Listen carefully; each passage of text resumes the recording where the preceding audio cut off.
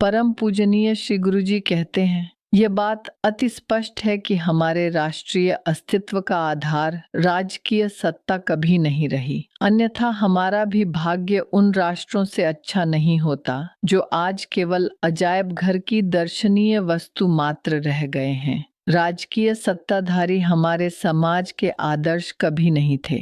वे हमारे राष्ट्र जीवन के आधार के रूप में कभी स्वीकृत नहीं हुए। संपत्ति एवं सत्ता के ऐहिक प्रलोभनों से ऊपर उठे हुए और सुखी, श्रेष्ठ गुणों से संपन्न एवं एकात्मता से युक्त समाज की स्थापना के लिए अपने को समग्र भावेन समर्पित करने वाले संत महात्मा ही इसके पथ प्रदर्शक रहे हैं। वे धर्म सत्ता का प्रतिनिधित्व करते थे। राजा तो उस उच्चतर नैतिक सत्ता का एक उत्कृष्ट अनुगामी मात्र था। अनेक बार विपरीत परिस्थितियों में एवं आक्रामक शक्तियों के कारण अनेक राज्य सत्ताओं ने धूल छाटी, किंतु धर्म सत्ता समाज को छिन्न विच्छिन्न होने से सदैव बचाती रही।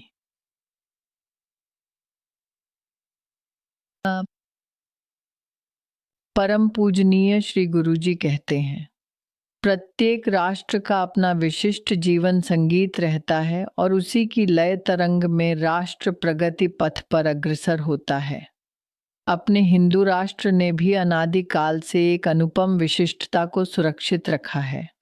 हमारे लिए भौतिक सुख के स्वरूप अर्थात अर्थ, संपत्ति का संचय और काम, भौतिक तृष्णाओं का समाधान मनुष्य के एक अंश मात्र हैं। हमारे महान पूर्वजों ने घोषणा की है कि मानव पुरुषार्थ के दो और भी पहलू हैं और वे हैं धर्म एवं मोक्ष। उन्होंने हमारे समाज की रचना इस चतुर्विध प्राप्ति के आधार पर की है। यह चतुर्विध पुरुषार्थ हैं अर्थ, धर्म, काम और मोक्ष। अति प्राचीन काल से हमारा समाज केवल संपत्ति एवं वैभव के लिए ही प्रसिद्ध नहीं रहा है, वरन इससे भी अधिक जीवन के उन अन्य दो पहलुओं के लिए रहा है। इसीलिए हम उच्च नैतिक, आध्यात्मिक एवं दार्शनिक लोग कहे जाते हैं, जिन्होंने अपना अंतिम लक्ष्य ईश्वर से सीधे संपर्क करने अर्थात मोक्ष से कम नहीं रखा। परम पूजनीय श्री गुरु जी कहते हैं, राष्ट्र कल्पना परिस्थिति के अनुसार बदलने वाली वस्तु नहीं है। मनुष्य का मनुष्यत्व नौकरी पर निर्भर नहीं करता। किसी ने अपना व्यवसाय बदला तो उसका शरीर और गुण धर्म नहीं बदलता। विदेशी सत्ता रहने से उस सत्ता के सहारे ही अन्य समाज उद्दंड होते रहे हैं। इसीलिए हिंदू राष्ट्रवाद का मंडन प्रतिक्रियात्मक बात समझी गई। हिंदू राष्ट्र की कल्पना यह एक सत्य है। इस दृष्टि से संघ ने उस भावना का जागरण किया। विदेशी शासन से संघर्ष रहते हुए भी हिंदू राष्ट्रीयत्व की घोषणा संघ ने की। उस भावना की जागृति से समाज संगठित कर बलशाली और चैतन्य युक्त करने का प्रयास किया। आज जब विदेशी सत्ता नहीं रही है, तब ये प्रयास अधिक जोर से होने चाहिए। यही विचार परिस्थिति में हुए स्थूल परिवर्तन के कारण अपने अंतःकरण में आना चाहिए। परम पूजनीय श्री गुरु जी कहते हैं, सबसे पहला कर्तव्य है, जिस देश को अनंत काल से हमने अपनी पवित्र मातृभूमि माना है, उसके लिए ज्वलंत भक्ति भावना का आविर्भाव। द्वितीय है साहचर्य एवं भ्रातृत्व भावना, जिसका जन्म इस अनुभूति के साथ होता है कि हम एक ही महान माता के पुत्र हैं। तृतीय है राष्ट्र जीवन की समान धारा की उत्कट चेतना, जो समान संस्कृति एवं समान पैतृक दाएं, समान इतिहास, समान परंपराओं, समान आदर्शों एवं आकांक्षाओं से उत्पन्न होती है। जीवन के मूल्यों की यह त्रिगुणात्मक मूर्ति एक शब्द में हिंदू राष्ट्रीयता है, जो राष्ट्र मंदिर के निर्माण के लिए आधार बनती है। परम पूजनीय श्री गुरु जी कहते हैं, जिस बात में हमारी अत्यंत श्रद्धा है और जिसमें श्रद्धा रखना राष्ट्रीयता का परिचायक भी है, वह यह है कि यह विशाल भूमि हमारी मातृभूमि है। हम सब इसके पुत्र हैं। इसकी सेवा करना हमारा कर्तव्य है तथा इस भूमि के कारण राष्ट्र के नाते जो हमारा जीवन संभव हुआ है उस जीवन की कीर्ति अपनी सेवा से फैलाने का स्वाभाविक कर्तव्य हमने अपने सामने रखा है। कोई आश्चर्य नहीं कि ऐसा देश जिसकी धूलि का एक एक कण दिव्यता से ओतप्रोत है हमारे लिए पावनतम है, हमारी पूर्ण श्रद्धा का केंद्र है।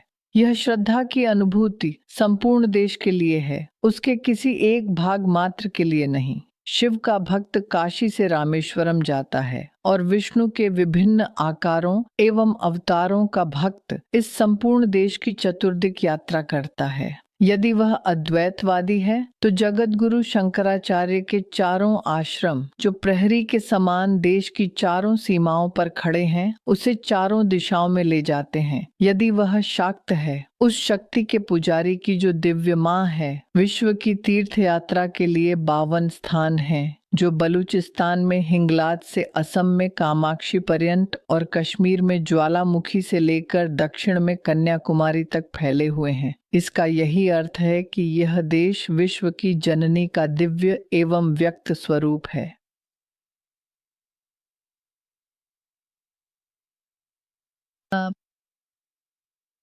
परम पूजनीय श्री गुरु जी कहते हैं, राष्ट्रीय चारित्र्य का मूलाधार तादात्म्य तथा प्रेम है। यह मेरा राष्ट्र है, मैं इसका अंश मात्र हूँ, इसकी भलाई मेरी भलाई है। मैं मरूं चाहे परिवार डूबे किंतु राष्ट्र जिए, राष्ट्र अच्छा रहे। यह भाव जब उत्पन्न होता है तब राष्ट्रीय चरित्र का निर्माण होता है। मेरे कार्य से भले ही लाभ न हो, कम से कम हानि तो न हो। यह भाव उत्पन्न होने पर चारित्र्य प्रकट होता है। जब यह विचार जागृत होता है और अहोरात्र राष्ट्र चिंतन होता है, राष्ट्र को उठाने का, राष्ट्र को सुखी करने का, राष्ट्र के प्रत्येक व्यक्ति के प्रति कर्तव्य पूर्ति का विचार होता है। मैं अपने बारे में न सोचूंगा राष्ट्र सुखी है या नहीं, केवल यही सोचूंगा मैं रहा या न रहा, उससे क्या, राष्ट्र रहना चाहिए। जब इस प्रकार का भाव जागृत होता है तब इस राष्ट्र प्रेम से परिपूर्ण राष्ट्र कल्पना से विशुद्ध चारित्र्य उत्पन्न होता है।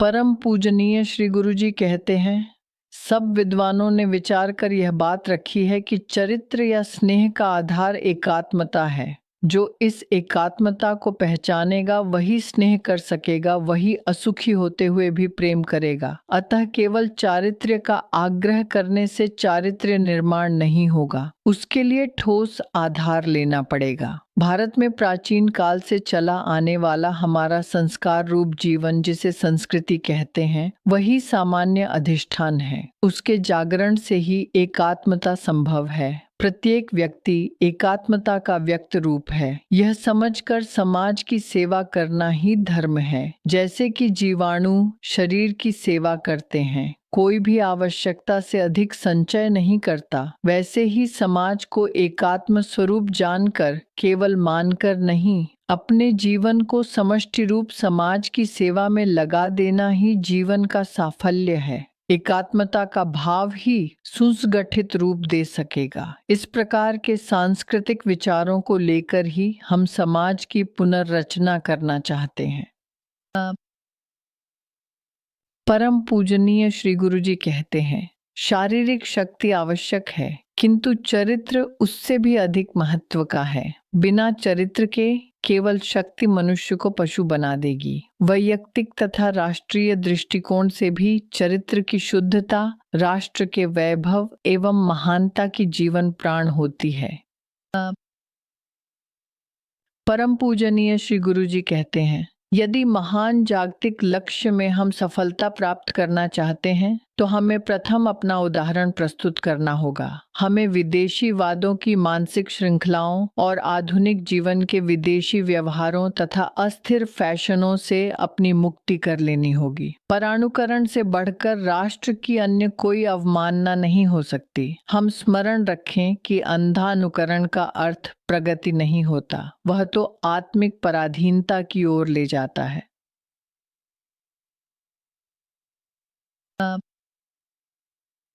परम पूजनीय श्री गुरु जी कहते हैं, केवल साक्षरता प्रसार यानी शिक्षा ऐसी मेरी धारणा नहीं है, अन्य शिक्षा भी दी जानी चाहिए। साक्षरता प्रसार के पीछे मतदान का प्रश्न प्रमुख रहता है। अपने को सत्ता की आकांक्षा नहीं है। अपने यहाँ साक्षरता का प्रसार शिक्षा का एक पहलू है। व्यावहारिकता कार्य के लिए दृढ़ भावना निर्माण करना उसका प्रमुख हेतु था। सोसाइटी